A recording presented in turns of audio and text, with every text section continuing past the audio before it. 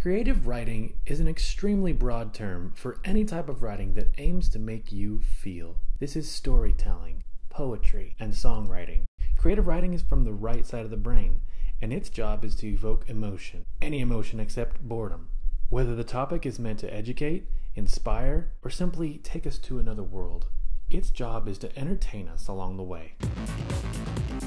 The job of a screenwriter is pretty much right there in the title.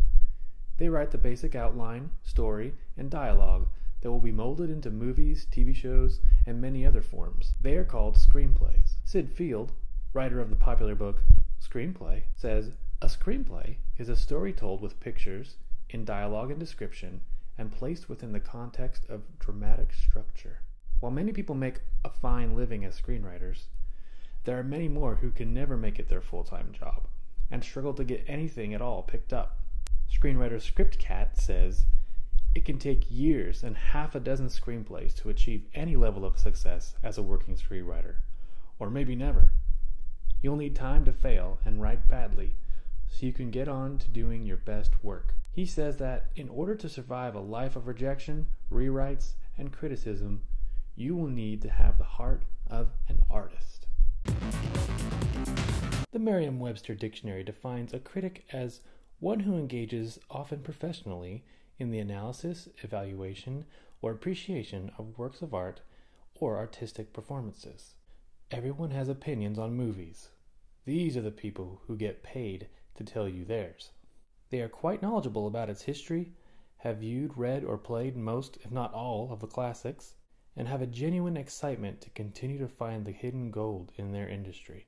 Although an entertainment critic's review has no set structure on how to be written, they generally offer a spoiler-free synopsis of the plot or gameplay, talk about form and execution, make comparisons to other works, and offer their reactions and assessment of the subject. The best critics, though, find a way to share their opinions while not alienating the audience.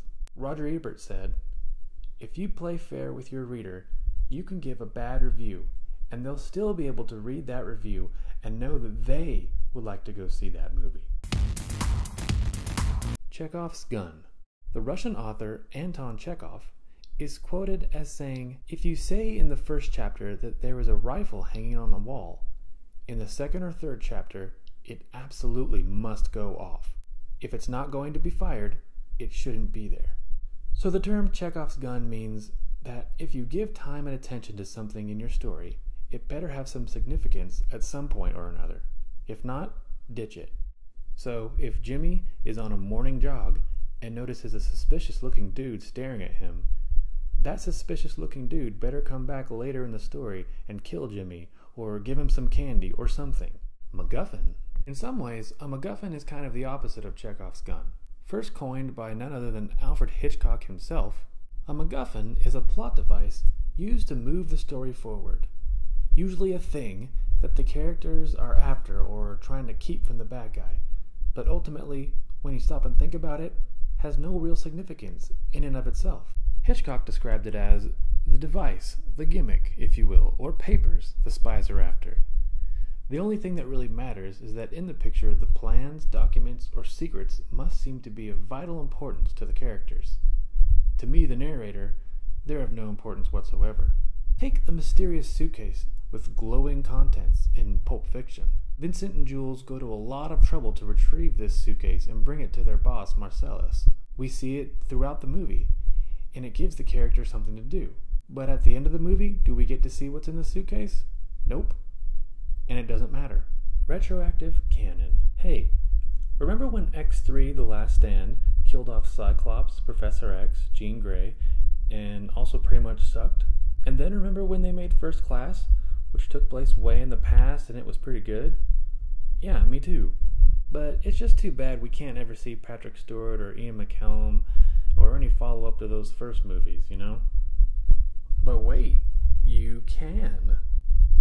Thanks to Days of Futures Past, Wolverine from the original movies goes back in time to the First Class movies and fixes everything so that when he goes back to his time, Cyclops and Professor X and Jean are alive and Anna Paquin is there for a few seconds and all's good. That, my friends, is retroactive canon. As Richard Rosenbaum puts in his article, Rewriting the Future, sometimes events or facts from previous stories are ignored or treated as if they never happened in order to create new possibilities for storytelling.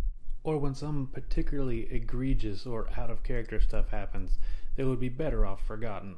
Flash fiction.